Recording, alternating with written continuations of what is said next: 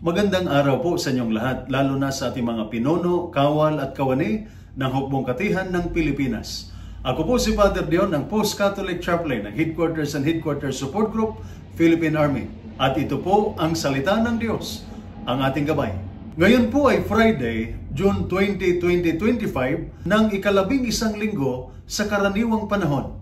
Sa mundong puno ng ingay at tukso ng materialismo, madaling maligaw ang ating puso sa mga bagay na kumukutitap. Pera, posisyon, gadgets o luho.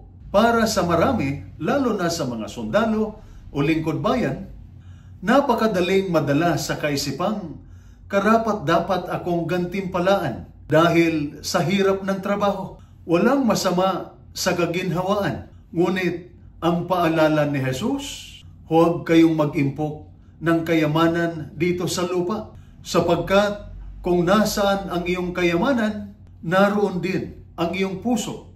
Ang tunay na yaman ay hindi ang laman ng pitaka, kundi ang laman ng puso.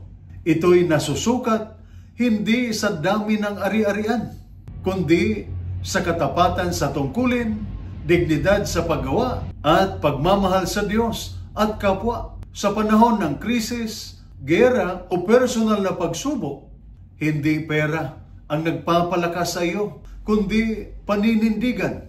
Hindi kayamanan ang nagbibigay lakas ng loob, kundi pananalig. Tulad ng isang sundalong nasa malayo ang assignment, maaaring malayo sa pamilya at komportableng buhay. Ngunit ang kanyang puso ay nananatiling tapat sa bandila, sa pamilya, sa Diyos at sa misyon. Iyan ang kayamanang hindi ninanakaw ng panahon at hindi kinakalawang ng tukso.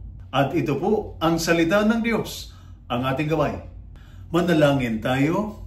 Panginoon, turuan mo akong mag-impok, hindi ng ginto, kundi ng kabutihan. Ingatan mo ang aking puso laban sa tukso ng material na bagay. Ituro mo sa akin ang tunay na yaman, ang katapatan sa tungkulin, malasakit sa kapwa, at pag-ibig na nagmumula sa iyo. Amen. At sumainyo at sa inyong pamilya ang pagpapala ng makapangyarihang Diyos, Ama, Anak at Espiritu Santo. Amen.